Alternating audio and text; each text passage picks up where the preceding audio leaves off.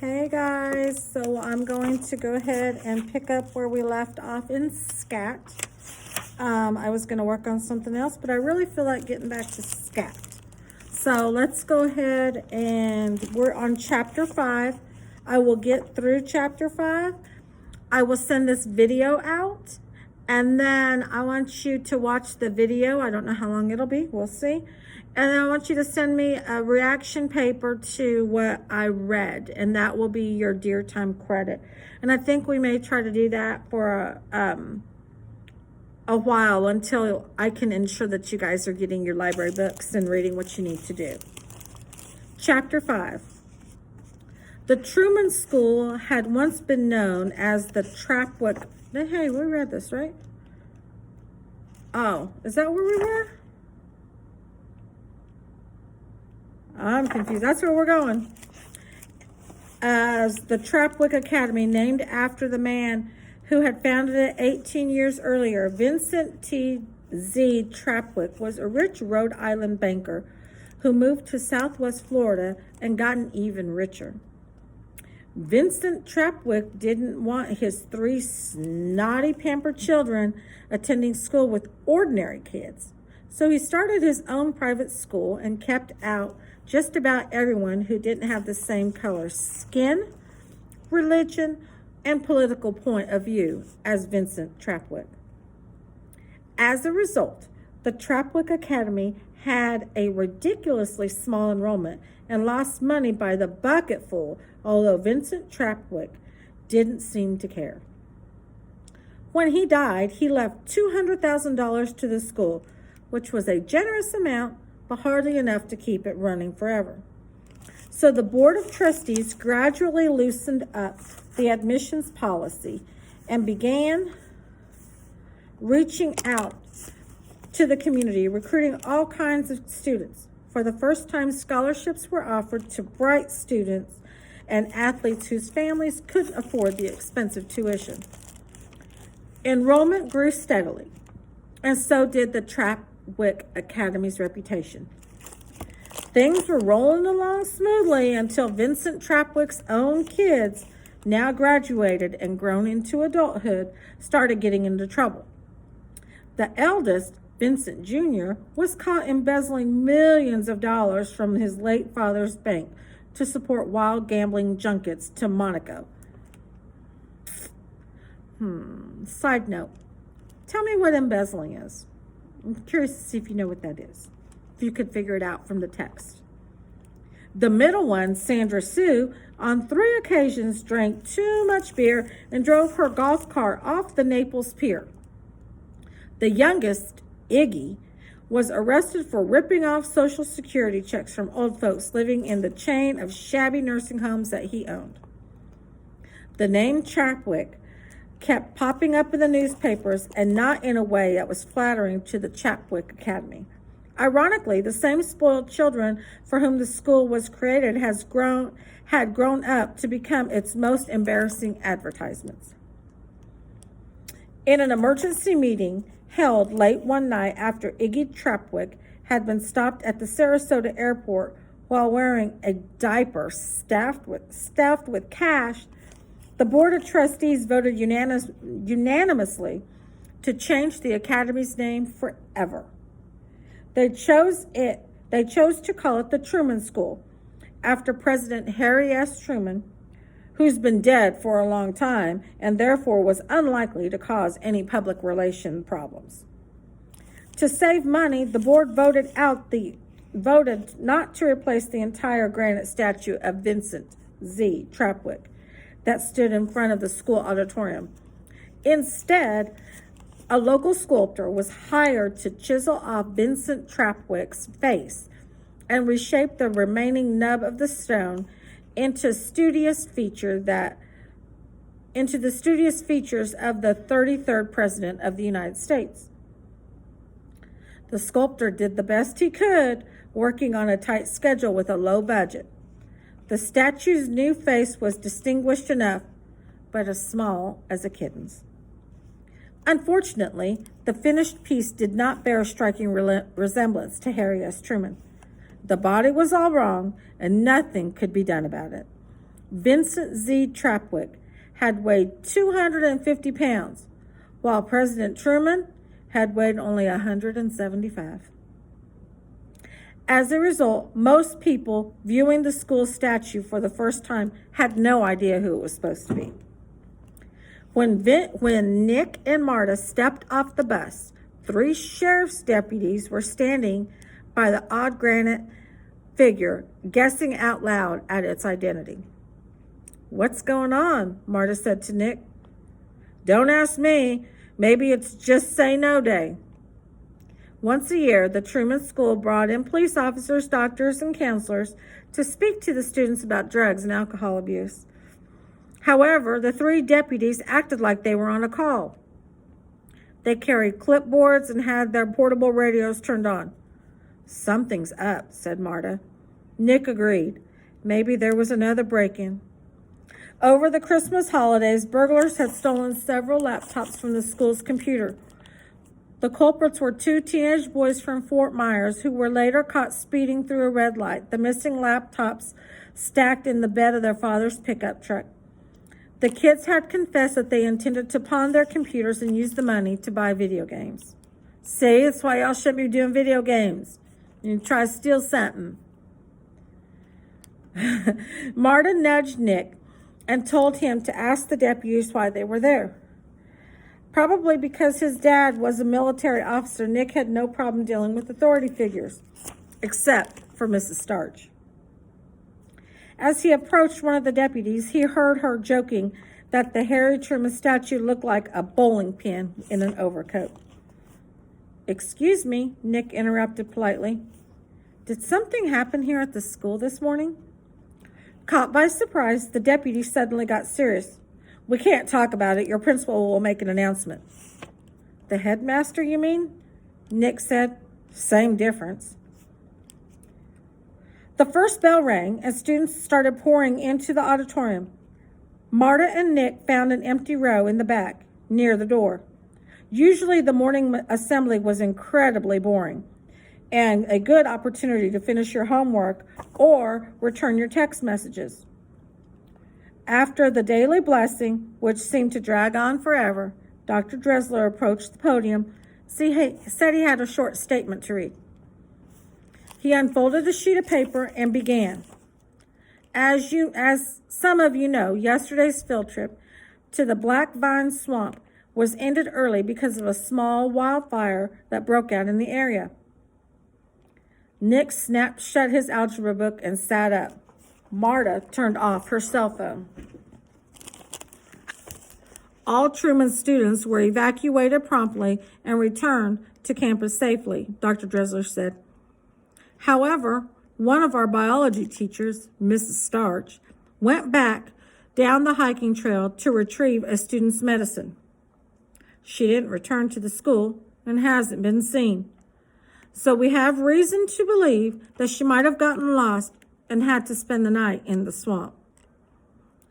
A murmur rippled through the auditorium. Marta pinched Nick and said, "Oh my God." Nick's mind was racing. He hadn't yet told Marta what he and his mother had seen on the videotape, that the animal he thought was a panther was actually a human being scrambling through the cypresses. Now Nick couldn't help but wonder if that mysterious figure wearing the dark belt, the person who probably made that creepy animal cry, was involved with Mrs. Starch's disappearance. What if it was smoke, he thought. What if the kid went crazy and did something awful?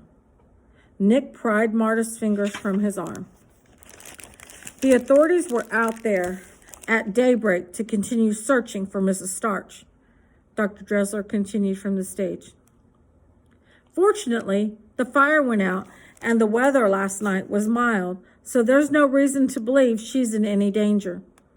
The search teams are experienced and very thorough, and I'm confident of a positive outcome. Nick whispered, "I don't see smoke anywhere." Marta looked up and down the rows in the auditorium. "He's probably just late," she said. "He's always late for assembly." Yeah. This is so freaky, Nick. Marta puffed her cheeks and let the air hiss out. I mean, I can't stand the woman, but still, to think of her lost in that swamp. At the podium, Dr. Dressler turned the paper over and continued reading. You probably noticed some law enforcement officers on campus this morning. Please do not be alarmed or make any rash assumptions. It's routine procedure.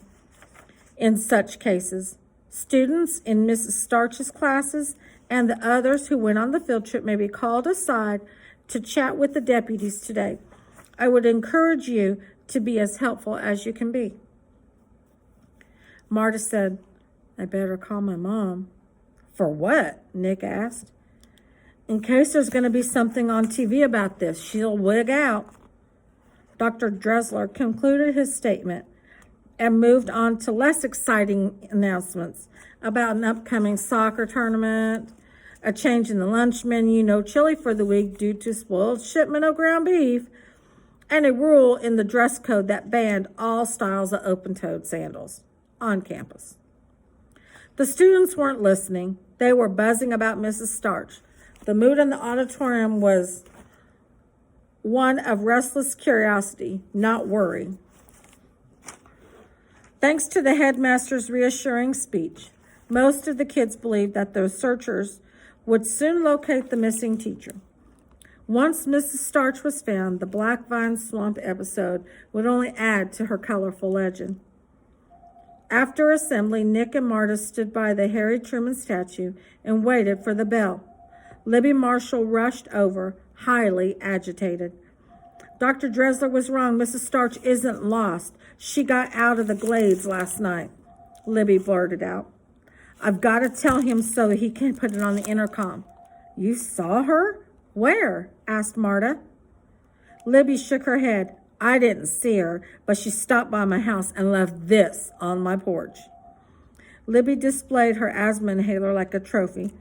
Sam found it. He's our dog. Nick said, did anyone actually see her?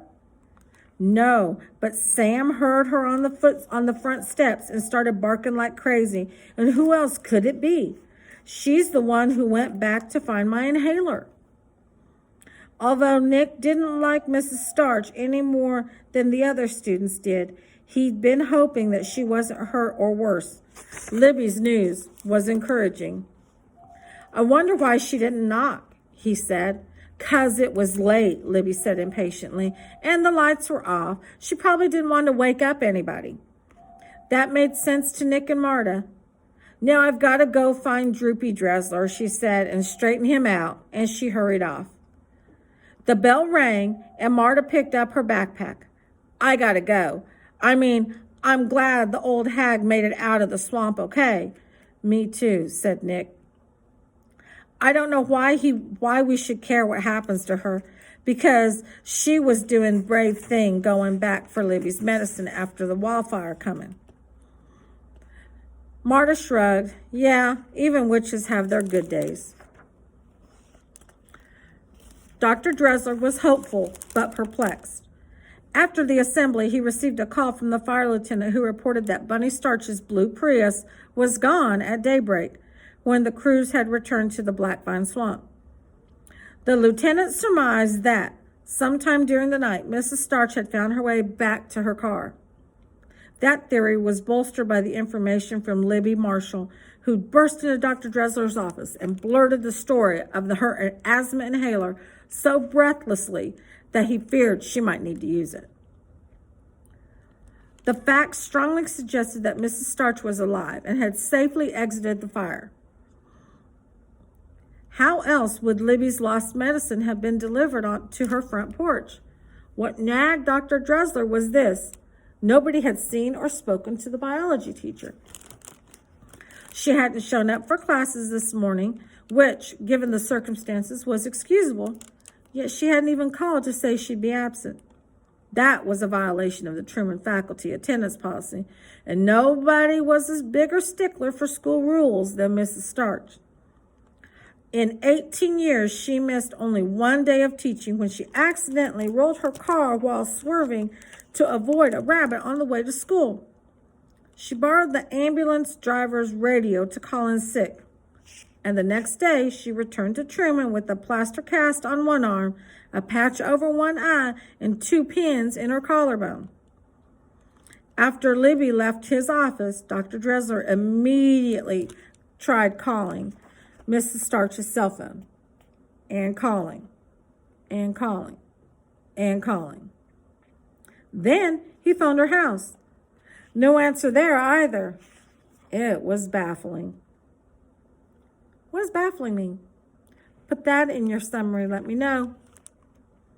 Dr. Dressler reluctantly agreed that the sheriff's deputies should go ahead and interview the students. Technically, at least, Bunny Starch was still a missing person. Okay, guys. I'll finish this. We got 3 more pages. After speaking with Libby, Nick, and Marta, After speaking with Libby, Nick and Marta expected Mrs. Starch to be waiting with the pencil twirling in biology class. They were surprised to see Miss Moffat sitting at Mrs. Starch's desk, and even more surprised when the sheriff's deputy poked their heads in the doorway and asked for Dwayne Scrod Jr. Miss Moffat said, "Dwayne's absent today." "All right," the deputy scanned his clipboard. "How about Graham Carson?" Graham eagerly raised his hand, and the deputy motioned for him to come along. Graham was beaming self-confidently as he marched from the room. "I don't get it," Marta murmured to Nick. "What's with the cops? Don't they know the old bird is okay?" Nick was mystified as well. If Mrs. Starch was safe, why were the deputies hanging around and asking questions? Another uniformed officer entered the room and called Marta's name. Her eyes widened and she looked fretfully at Nick. He said, "No big deal, just tell him what you know." After a few minutes, Marta returned and, looking annoyed, plopped down at her desk. "I told him Mrs. Starch was all right, but he just kept asking me more stuff." "Like what?" "No talking, please." It was Miss Moffat. Sternly, she pointed at the blackboard upon which she had chalked the words, "Reread Chapter 8. Libby Marshall was called out next, and Nick assumed that she'd be the final interview. Once Libby told them that Mrs. Starch had delivered the asthma inhaler last night, the deputies would realize there was nothing to investigate. But Libby came back to class red-faced and fuming. Nick wondered what in the world was going on. One by one, the remainder of Mrs. Starch's biology students were summoned. Sometimes the interviews were short, sometimes they lasted a while. There were so many interruptions from kids coming and going that it was difficult to concentrate on the Calvin cycle or any other topic in that biology book. Nick was the last to be called. He was led to an empty classroom by the same female deputy to whom he'd spoken near the Truman statue. The deputy told Nick to sit down, which he did, and relax, which was impossible. "Let's go over what happened on the field trip yesterday," she said. Balanced on her lap was a clipboard holding a blank report form, upon which she printed Nick's full name. When Mrs. Starch turned back to look for the young lady's asthma inhaler, "You're sure she was alone?" "Yes, I saw her walking down the boardwalk all by herself," Nick said. The deputy scribbled on the paper. Nick quickly added, "She must be all right because she brought back Libby's asthma inhaler last night. Did you know that?" The deputy nodded and kept writing. "Then I don't get the point of all this," Nick said. "Let's go back to the day before the field trip," said the deputy. "I want to ask you about something that happened in class between Mrs. Starch and a boy named Dwayne Scrod." Nick felt the muscles in his neck stiffen.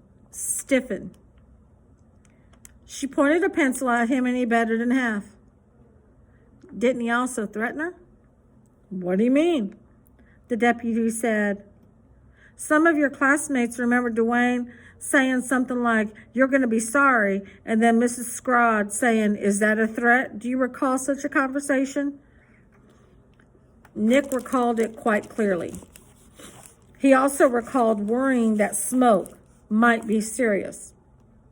Nick felt uneasy telling this to the deputy because he couldn't be sure what Dwayne Scrod had meant.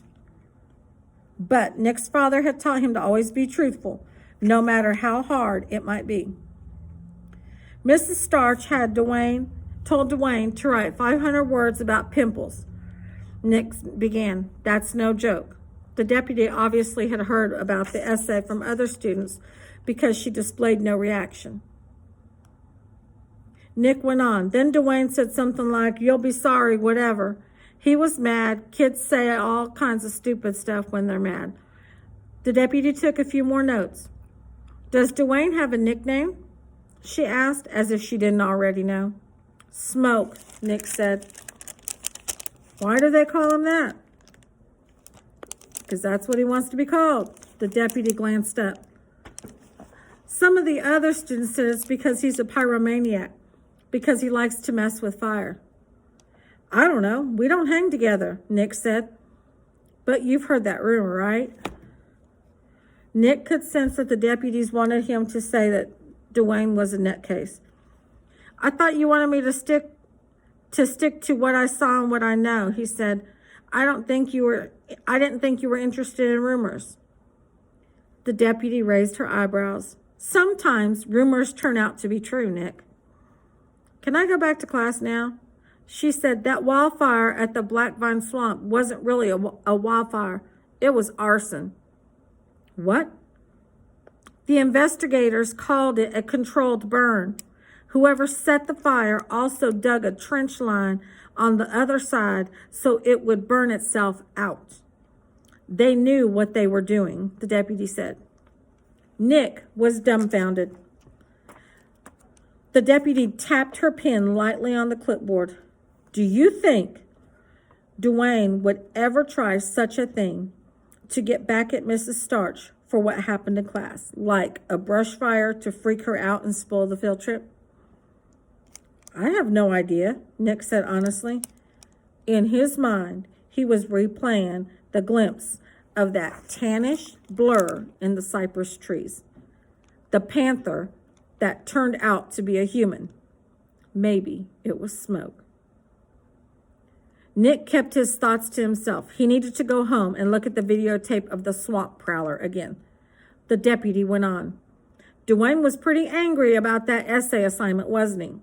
"Sure," Nick was thinking. Who wouldn't be angry? Mrs. Starch had totally humiliated the guy.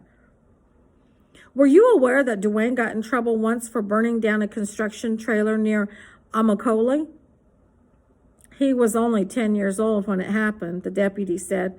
"Another time, they caught him torching a billboard on the interstate using mops dipped in gasoline. 3 a.m, a state trooper busted him." "Are you serious?" Nick was stunned. Those weren't typical dumb kid pranks. Those were crimes. "Are you afraid of Dwayne?" the deputy asked. "Not really. He doesn't hassle anybody." "Was Mrs. Starch afraid of him?" Nick had to chuckle at that one. The deputy asked what was so funny. He said, "If you met Mrs. Starch, you'd think that was pretty funny too." The deputy scribbled another few lines, then capped her pen. "Nick, do you have any idea where we might find Dwayne?"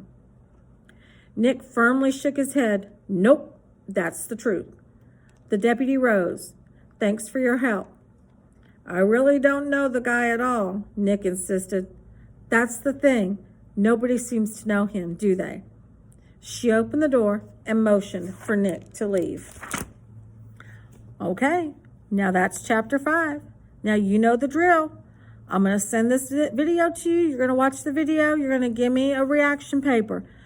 It can be an essay. It can be a half a page. It can be a paragraph. I want details. I want complete sentences. And a paragraph is how many sentences? Please don't let me down. I really want us to do this as our dear time. And probably tomorrow, if not tomorrow, maybe Friday we'll do chapter 6. Talk to y'all later.